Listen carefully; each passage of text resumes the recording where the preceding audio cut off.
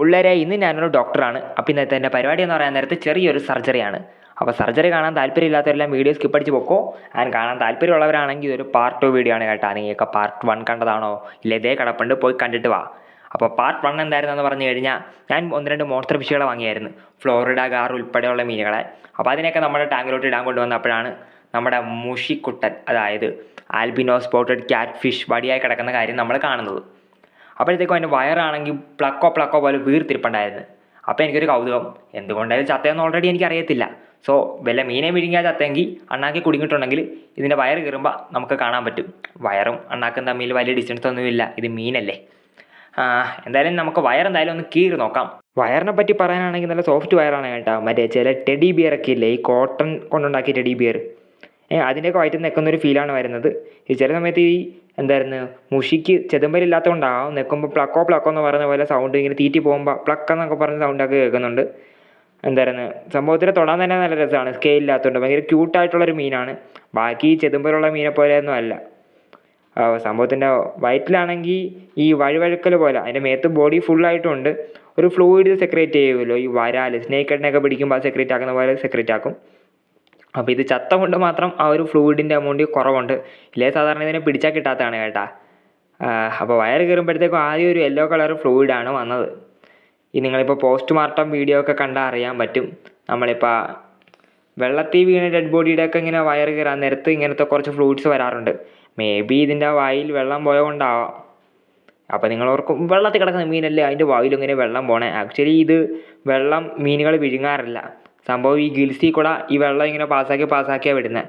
വെള്ളം ഫുള്ള് വിഴുങ്ങാനാണെങ്കിൽ ഇത് വിഴുങ്ങുന്ന വെള്ളം ഫുള്ള് എവിടെ കൂടി കളയാനാണ്, അല്ലേ പിന്നെ. അപ്പോൾ സംഭവത്തിൻ്റെ വയറെന്തായാലും നമ്മളൊരു പ്രൈമറി ഇൻസിഷൻ ഇട്ടിട്ടുണ്ട്.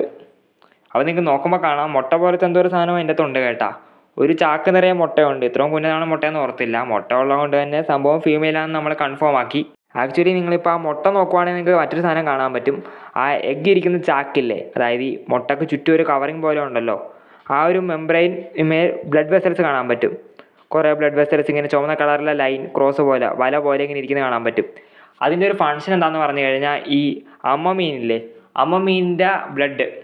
മീനിൻ്റെ ബോഡി ഫ്ലൂയിഡ്സ് ഈ ഒരു എന്തായിരുന്നു ബ്ലഡ് വെസൽ വഴി പാസ്സാവും.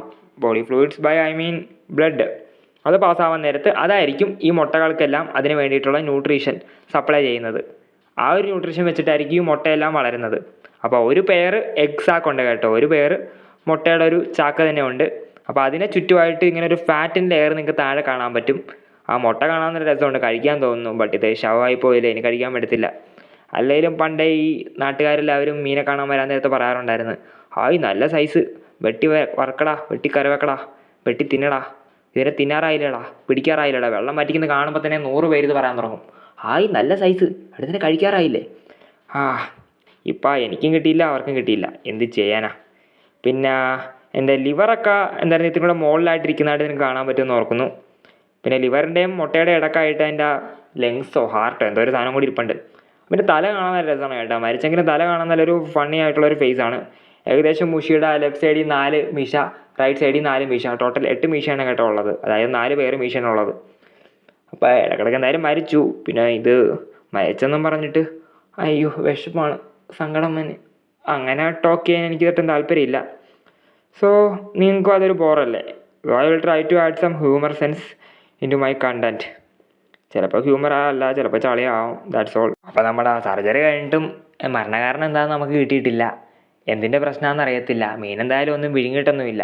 അപ്പോൾ നിങ്ങളിപ്പോൾ പാർട്ട് 1 വീഡിയോ കണ്ടവരാണെങ്കിൽ നിങ്ങൾ ഈ ആളെയും കൂടി കണ്ടു കാണും. ഇത് നമ്മുടെ ആ സെയിം ടാങ്കിൽ കിടന്നിരുന്ന ഒരു ആൽബിനോ ക്യാറ്റ് ഫിഷാണ്.